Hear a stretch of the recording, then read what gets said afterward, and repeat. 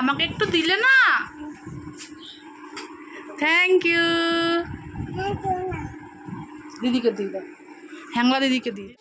এবার আস্তে আস্তে চিকেন কষা চিকেনগুলো দিয়ে চিকেনগুলো কষবো। আর কিছুটা ভাজা হয়ে গেছে, এটা লেগ পিস।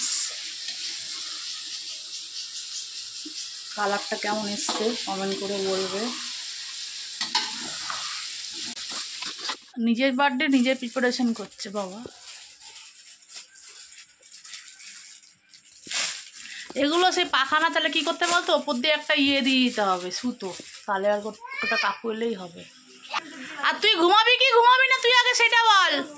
হ্যাঁ ঘুমাবো না, দাঁড়া তোর হচ্ছে, জট পেকে যাবে কিন্তু। এটা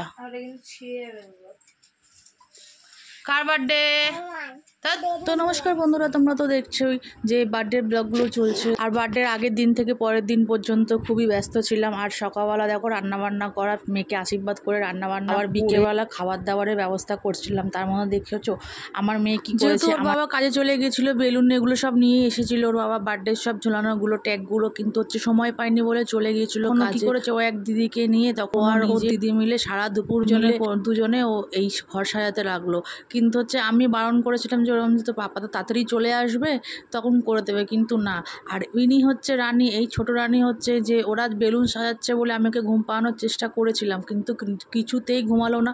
ও তো ভাবছে এটা ওর জন্মদিন হচ্ছে। আর এদিকে আমি কি করব, ঘর তো সাজানোর আমার কোনো উপায় নেই, কারণ আমি রান্নাবান্না প্রিপারেশন করছি, তাই জন্য ওরাই নিজেরা করছিল সারা দুপুর মিলে। আবার দেখো শেষেটা লাগিয়েও নিল যে কেমন করে লাগাতে হবে, কতটা কি গ্যাপ দিতে হবে করছে। খালি আমি একটুখানি সামনে গিয়ে দাঁড়িয়ে দাঁড়িয়ে বলে দিচ্ছিলাম যে এরকম করে কর, ওরকম করে কর। আর সত্যি কথা বলতে আজকালকার বাচ্চারা খুবই অ্যাডভান্স, কারণ তারা ইউটিউব থেকে অর্ধেক জিনিস শিখে যায়, মা বাবা খুব বেশি কিছু লাগে না শেখাতে।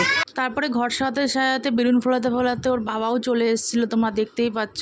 এবার ওরা সবাই মিলে এবার হাতে হাত লাগিয়ে দিয়েছে বেলুন ফোলানোর জন্য। কিন্তু এই বাচ্চারাই আবার গেটটা সাজিয়েছিল, তোমাদের দেখাবো।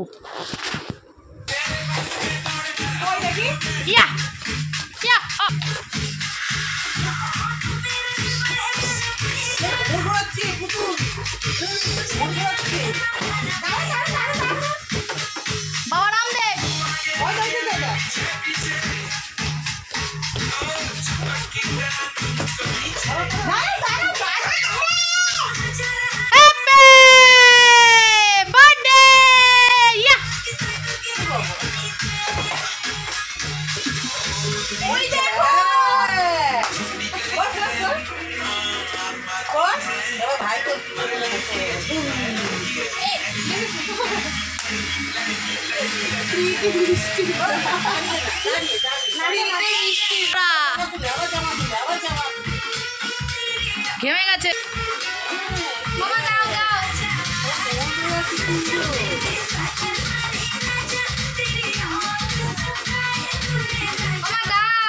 আর ইনি হচ্ছে আমার ছোটো কন্যা, যার নাচ দেখে আমি সেদিন অবাক হয়ে গেছিলাম। বাই দ্য ওয়ে, আর তোমাদের ব্লগটা কেমন লেগেছে আমি কমেন্ট সেকশনে কমেন্ট করে জানাবে, বেশি বেশি করে শেয়ার করে দেবে।